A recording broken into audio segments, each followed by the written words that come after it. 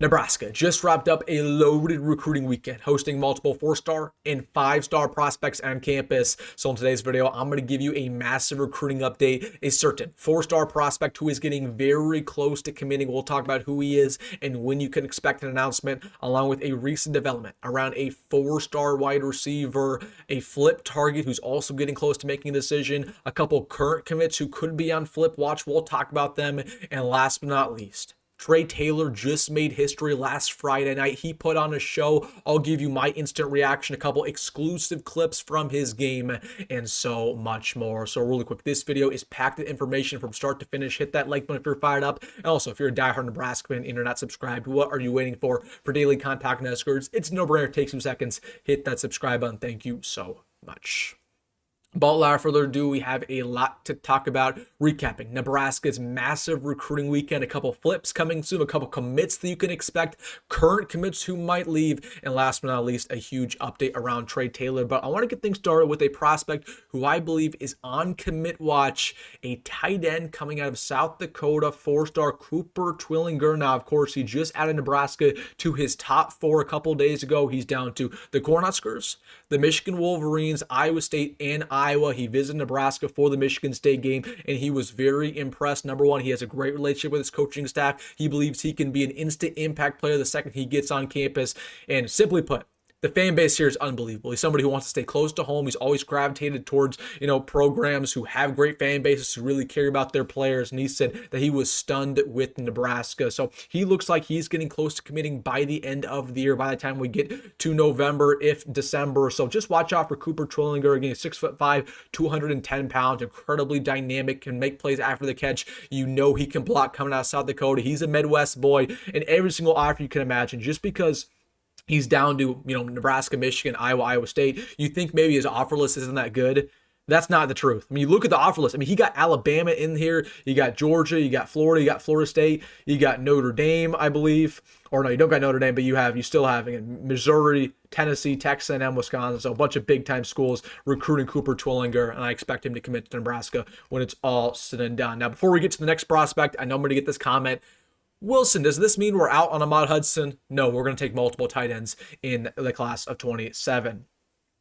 Second update around this time, a 4-star wide receiver, Trae Ellis. Now, he tweeted this out after Nebraska beat Michigan State. He said, Dub Club, hashtag Go Big Red. He also tweeted something out a couple minutes later saying that he is visiting Nebraska for the USC game officially. And then it should be mentioned, he deleted this tweet. And I think the deletion means something in regards to, okay, maybe he's getting close to making a decision. Maybe this means Nebraska is going high up on his list. If he deleted that, it means he probably doesn't want to spoil something. So Trae Ellis officially will be visiting for the USC game. The Huskers have made it very clear that this is their number one wide receiver that they're going after in this class. They want him badly. Again, very physical, 6 foot tall, 170, guy with great route running, great hands, great speed, can do everything we ask of him in every single offer around America. So just watch out for Trae Ellis because he will be visiting versus USC. But I want to show you that deleted tweet because, again, if he deleted that, it means something's happening behind the scenes. But just watch out for Mr. Trae Ellis. Then, as for all the visitors this week, you got to start things off with the 3-star wide receiver flip target in the class of 26, none other than Josiah Teasley. He had a phenomenal time. And I want to start things off with this. I know I'm going to get this comment. People will say, why are we even trying to flip him? He's not even a top 1,000 prospect. Well, you're not doing him justice. He's been balling out so far in his senior year of high school football. He's blown up. He just received an offer from Penn State. He received a couple others around the country, like NC State, like Syracuse, a couple other schools trying to flip him.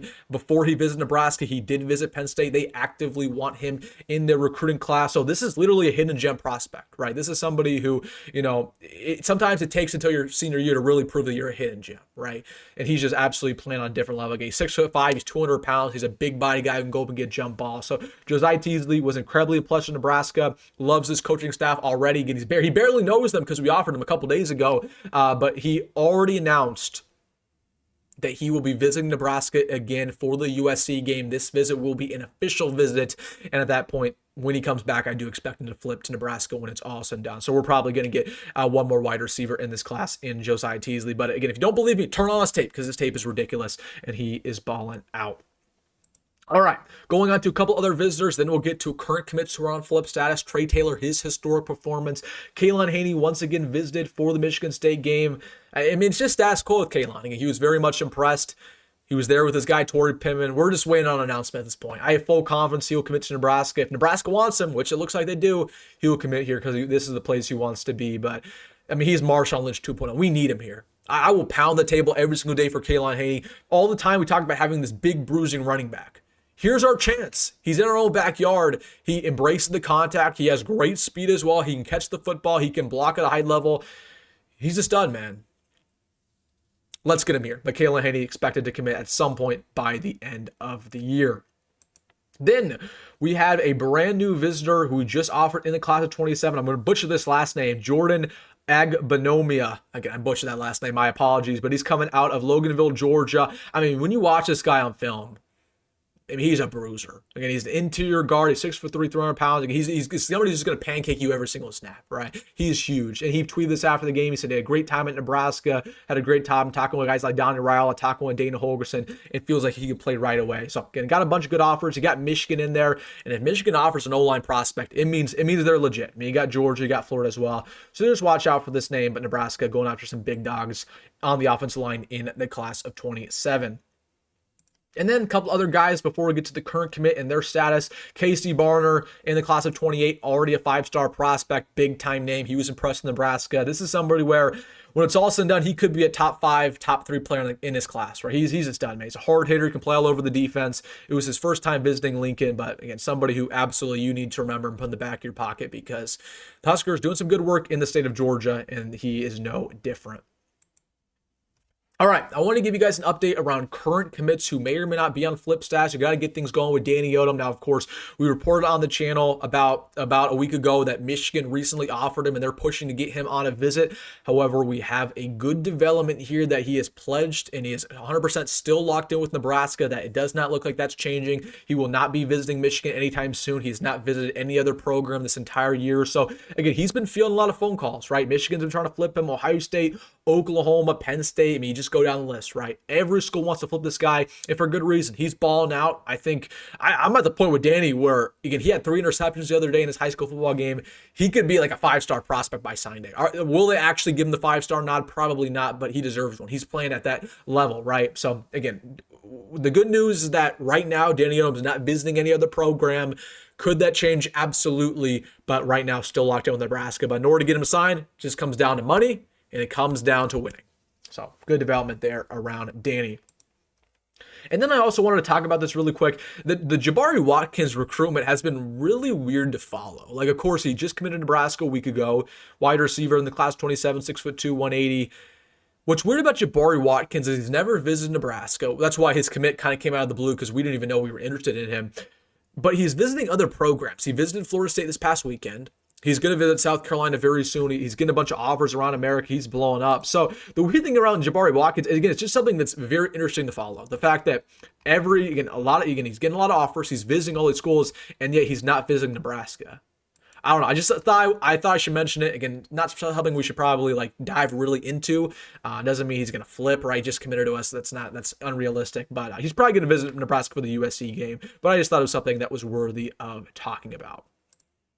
And then last but not least, we got to talk about Trae Taylor because, oh my goodness, he put on the show on Friday. Now, I don't know if you guys saw this football game. I was watching it live. Carmel Catholic is high school. Played Montanai Catholic in an absolute thriller. It was a quarterback duel between him and Israel Abrams, who is a 4-star quarterback in the class of 27, who is almost a 5-star. So pretty much it was the two best quarterbacks in Illinois were going up against each other. And Trae Taylor, they lost. I think the final score was 54-55. They lost they missed the field goal to basically win it. But either way, Trae Taylor put up one of the best games I've ever seen. I was watching that live. I was so impressed. He had 5 passing touchdowns, 3 rushing touchdowns, so 8 touchdowns combined. He threw for 505 yards and a completion percentage of 66%. Pretty unbelievable, right? And to show you some of these clips, again, he was just pinpoint, right? We'll go over to here. Greg Smith was at the game from Rivals. We'll show you this clip right here. First touchdown of the ball game for Trae, pinpoint there, back in the end zone. Then we'll get to this next one. This one was a little bit closer to the red zone. Nice little fade ball. Beautiful, beautiful throw. We'll go to this one as well. This one was awesome. And he just threw it up to his receiver, say, hey, do the work for me. But that was a great pass, pinpoint. And then last but not least, a little run here by Trae Taylor. I want to show this to you. It was a little zone read. He could have pitched it to his running back, kept himself a little juke move, so you know I'm going to bring it in for a touchdown. So, I mean, it was an absolute ball game. Honestly, and Trae Taylor did everything it took to win. Really, the reason why they lost is because their defense was, I mean, terrible. Their defense gave up, I want to say, 3 90-yard touchdown receptions to Israel Abrams and Montanai, but Trae did everything it could. I mean, it went down the very wire. They kept responding. It was just such a great ball game. I think both teams scored like 3 touchdowns in the fourth quarter. It was crazy. So, Trae Taylor, all in all, give this man his 5th star. I mean, it's not his fault that he's on Carmel Catholic and the team isn't very good. And I talked to Trae about this in the past. Trae was telling me how he could have been like every other quarterback and he could have transferred to a better school. And he said, you know what? I'm going to stay loyal with Carmel Catholic. It's going to be good for me when I get to Nebraska. And again, it's not his fault that the defense didn't do him any justice. It's huge for him, though, but that he continued to fight back, continued to elevate the talent around him. And again, is this team going to win the state title this year? Probably not. Let's be honest. But it shouldn't require a state championship to get a 5-star. Okay. He deserves his 5th star right now. He outdueled Israel Abrams, who's right now a little bit ahead of him on the rankings. Let's give this man his 5th star because he is an absolute stud. So, all right, guys, want to give you guys that update. Let me know your thoughts down below about everything. Hey, if you made this far, hit that like button and subscribe. As always, folks, go be good. Go on, roll. I'll see you in the next one.